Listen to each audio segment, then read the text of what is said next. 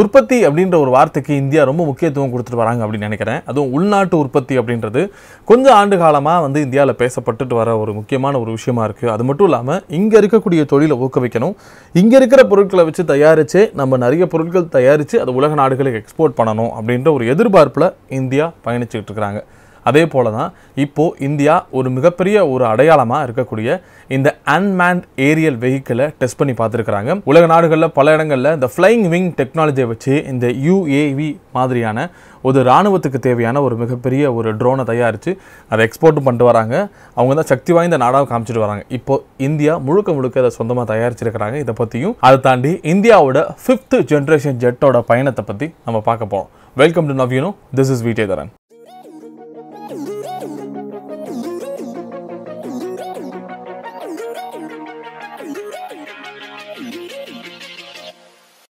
உலக நாடுகள் கிட்ட எக்கச்சக்கமான ஃபைட்டர் ஜெட்ஸ் இருக்குது, ஏவுகணை இருக்குது, ட்ரோன் இருக்குது. இந்த ட்ரோன் அப்படின்ற ஒரு வார்த்தையை சொல்ல போனால் இந்த ஆளில்லா விமானம், அன்மேன்ட் ஏரியல் வெஹிக்கிள், இதை வச்சு கிட்டத்தட்ட வந்து பூமிக்கு மேலேயும் பறக்க வைக்க முடியும். அதையும் தாண்டி சேட்டலைட் வரைக்கும் பறக்க வைக்கக்கூடிய அளவுக்கு இப்போது ட்ரோன்லாம் டெவலப் ஆகிட்டு வருது.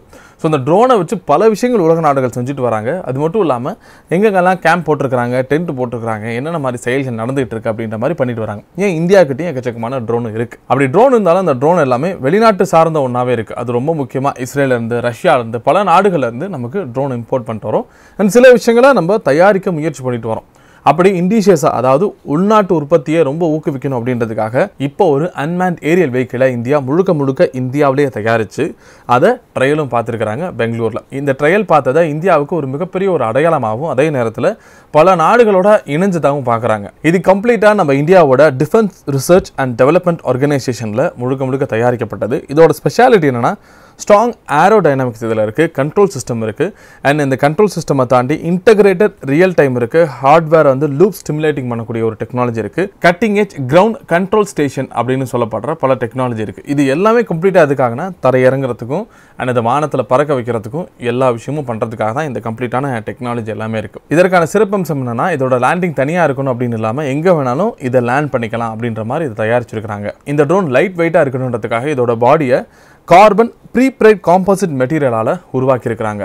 GPS வழியாக இயங்கக்கூடிய சேட்டலைட் பேஸ்ட் ஆகுமெண்டேஷனையும் இதில் இன்க்ளூட் பண்ணியிருக்கிறாங்க. இது முழுக்க இந்தியாவிலே தயாரிக்கப்பட்டது. இதற்கான ஒரு மிகப்பெரிய ஒரு விஷயமா ஏன் இதை மிகைப்படுத்தி அப்படி சொல்கிறோம் அப்படின்னா, கடந்த ஆண்டுகளில் பார்க்குறப்போ ரஷ்யா கிட்ட அதிகப்படியான ஆயுதங்கள், வாகனங்கள் இதெல்லாம் வாங்கிட்டு இருக்கிறோம். உலக நாடுகளை டிபெண்ட் பண்ணியே இருக்கிறோம். அதுவும் குறிப்பாக ரஷ்யா கிட்ட எக்கச்சக்கமான ராணுவத்துக்கு தேவையான விஷயங்களை நம்ம இம்போர்ட் பண்ணிட்டு இருக்கோம்.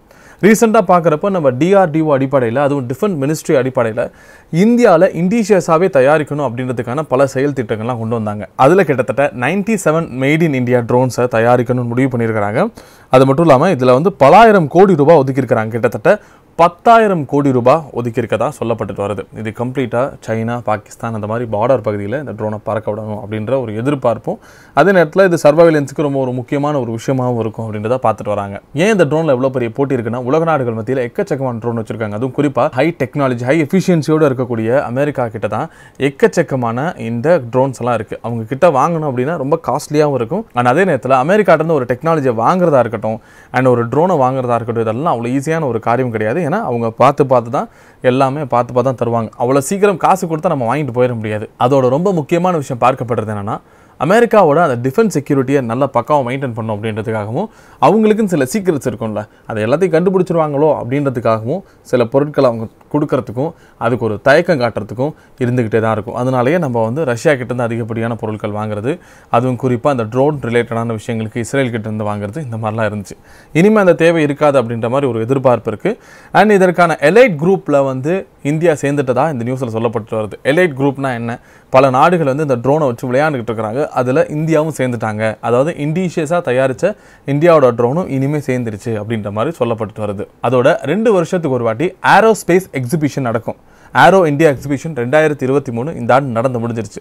இதில் இந்தியா வந்து அதிகப்படியான 5th ஜென்ரேஷன் ஜெட்டை வந்து தயாரிக்கணும். அண்ட் அது உலக நாட்டில் இருந்து வாங்குறதுக்கும் முடிவு பண்ணி வச்சுருக்கிறாங்க. உலக நாடுகள்லேருந்து வாங்குறப்போ அது ஹை காஸ்ட்டாக இருக்கிறதுக்கான வாய்ப்புகள் இருக்குது. அதை தயாரிக்கிறதுக்கான ஒரு முடிவில் இருக்கிறதா சொல்லப்பட்டு வருது. 2024 5th ஜென்ரேஷன் F-16 ரஃபேல் இந்த மாதிரி சொல்லப்படுற அந்த 5th ஜென்ரேஷன் ஜெட்டை அதிகப்படியாக இந்தியா தயாரிக்கணும் அப்படின்ற ஒரு எதிர்பார்ப்புலையும் இருக்கிறாங்க. ஆரம்பத்திலே சொன்ன மாதிரி அமெரிக்காட்டையும் ரஷ்யாட்டையும் அதை வாங்கணும்னா அதிகப்படியான செலவு இருக்கும். அதை இந்தியாவிலே தயாரிக்கிறதுக்கு இப்போ முயற்சி பண்ணிட்டு வராங்க. ஸோ இந்த ஏரோ இந்தியா எக்ஸிபிஷன் 2023 இந்த 5th ஜென்ரேஷன் ஜெட்டை அடுத்த நிலைக்கு கொண்டு போகணும், நிறைய தயாரிக்கணும் அப்படின்ற ஒரு எதிர்பார்ப்பில் இந்தியா ட்ராவல் பண்ணிட்டு இருக்காங்க. ஆக மொத்தத்தில் டிஃபென்ஸ் ரிசர்ச் டெவலப்மெண்ட் ஆர்கனைசேஷனோட வளர்ச்சி மிகப்பெரிய அளவில் போயிட்டு இருக்கு.